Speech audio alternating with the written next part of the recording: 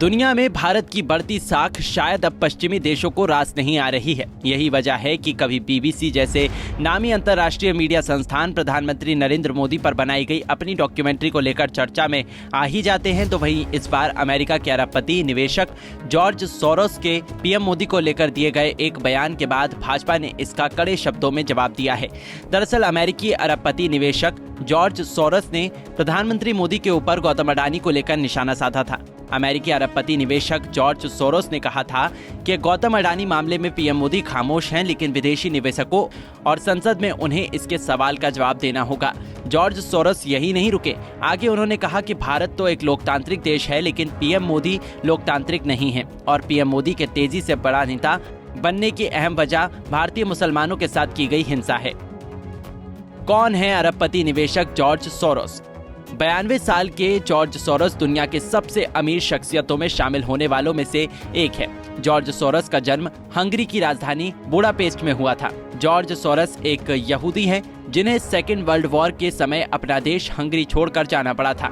George Soros ने London school of economics में philosophy की पढ़ाई की है। जॉर्ज सोरोस अपनी कंपनी सोरोस फंड मैनेजमेंट और ओपन सोसाइटी यूनिवर्सिटी नेटवर्क के प्रमुख हैं। OSUN ऐसा प्लेटफॉर्म है जहां दुनिया की सभी यूनिवर्सिटी के लोग शोध करते हैं। पहले भी पीएम मोदी पर चला चुके हैं जुबानी तीर। जॉर्ज सोरोस ने इससे पहले भी कई मौकों पर भारत और प्रधानमंत्री नरेंद्र मोदी को लेकर विवादित टिप्पणी की है। सोरोस ने भारत में नागरिकता संशोधन कानून और कश्मीर से आर्टिकल 370 को हटाए जाने पर भी पीएम मोदी पर निशाना साधा था।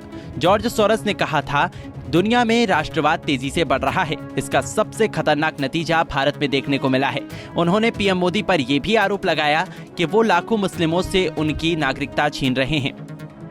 अमेरिका के बड़े कारोबारी और अरबपतियों की लिस्ट में शामिल जॉर्ज सोरोस की पीएम मोदी के ऊपर की गई टिप्पणी पर केंद्रीय मंत्री स्मृति ईरानी ने प्रेस कॉन्फ्रेंस कर कड़े शब्दों में जवाब दिया है।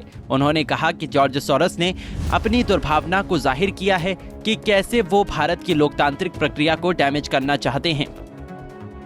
आज देश की जनता को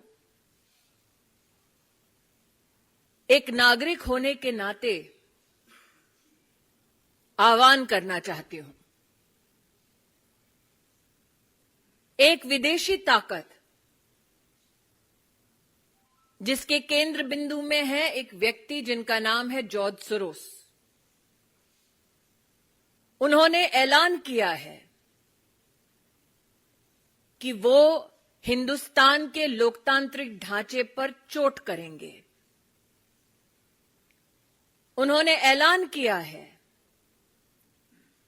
कि वो प्रधानमंत्री मोदी को अपने वार के मुख्य बिंदु बनाएंगे। उन्होंने ऐलान किया है कि उनके चलते वो हिंदुस्तान में अपनी विदेशी ताकत के अंतर्गत एक ऐसी व्यवस्था बनाएंगे जो हिंदुस्तान के हितों का नहीं बल्कि उनके हितों का संरक्षण करेंगे। आज देश की आवाम को मैं अपील करना चाहती हूं, चाहे आप व्यक्ति हो, चाहे आप संगठन हो, चाहे आप राजनीतिक दल हो, हिंदुस्तान ने वर्षों वर्ष तक एक लोकतांत्रिक व्यवस्था में अपनी सरकार को चुना है। जॉर्ज सोरोस का ये ऐलान कि वो हिंदुस्तान में मोदी को झुका देंगे, हिंदुस्तान की लोकतांत्रिक ढांचे से चुनी हुई सरकार को ध्वस्त करेंगे, उसका मुंहतोड़ जवाब हर हिंदुस्तानी को देना चाहिए। केंद्रीय मंत्री स्मृति ईरानी के बाद अब विदेश मंत्री एस जयशंकर ने अरबपति निवेशक जॉर्ज सोरोस के बयान पर कड़ी आपत्ति जताई है।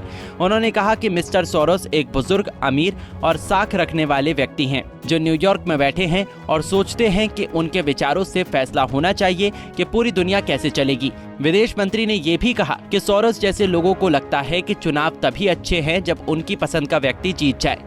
वहीं भाजपा नेताओं के अलावा कई विपक्षी दल भी अमेरिकी निवेशक के बयान पर अपनी आपत्ति जता रहे हैं। कांग्रेस नेता जयराम रमेश ने ट्वीट कर जॉर्ज सोरस को फटकार लगाते हुए कहा, पीएम मोदी से जुड़ा अदानी घोटाला मामला भारत में लोकतांत्रिक पुनरुत्थान शुरू करता है या नहीं, ये पूरी तरह कांग्रेस, विपक्ष व हमारी चुनाव प्रक्रिया पर निर्भर है। कांग्रेस नेता सुरेंद्र राजपूत ने भी जॉर्ज सोरस पर हमला बोलते हुए कहा, पीएम मोदी को कोई झुकाए कोई उठाए ये देखना भाजपा का काम है, लेकिन हिंदुस्तान के प्रधानमंत्री को झुकाने की औकात दुनिया में किसी की नहीं है। Bureau report, Punjab Kesari TV. हमसे जुड़े रहने के लिए हमारे YouTube चैनल को सब्सक्राइब करें और नई वीडियो की नोटिफिकेशन के लिए बेल आइकॉन को दबाएं।